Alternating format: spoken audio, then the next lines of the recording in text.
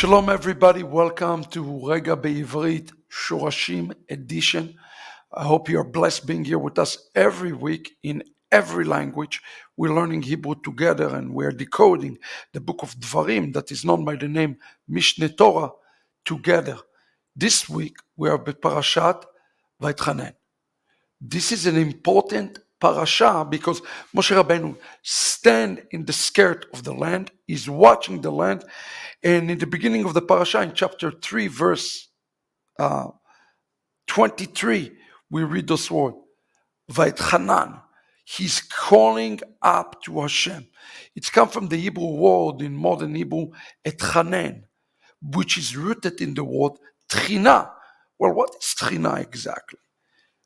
Chazal explain that the nature of the prayer of Vaetchanan that Moshe was praying is a prayer of repetition. Is a prayer that lead him to ultimately for God to say, Rav lecha Moshe, enough Moses. I don't want to hear it anymore in any other way.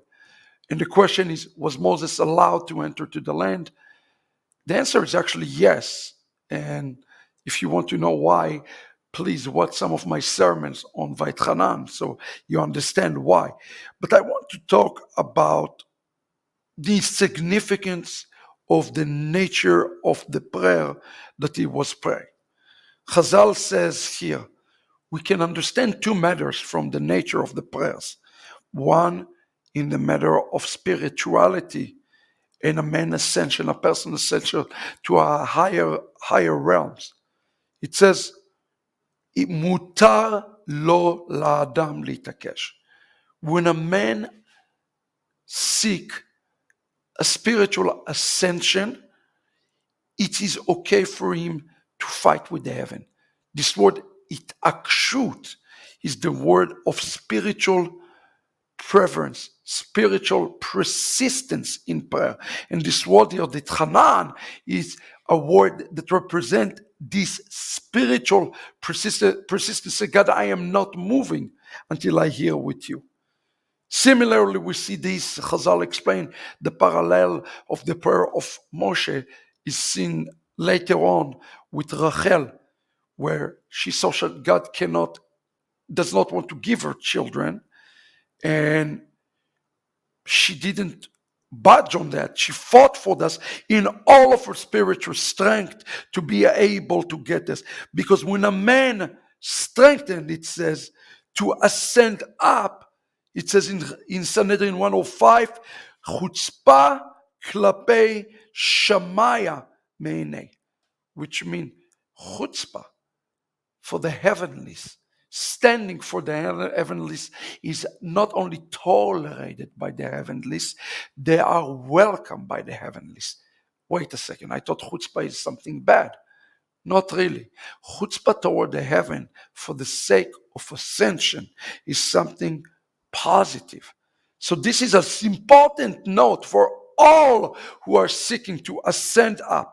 When there are delays, when we don't get our answers, the mode of prayer that we need to enter to is Vaetchanan, which is repetition in our prayer.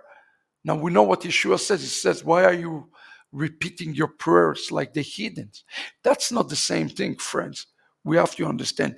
Itakshut with all of our strength will lead always for a prayer to be answered. Remember this. This is a very important message for us today.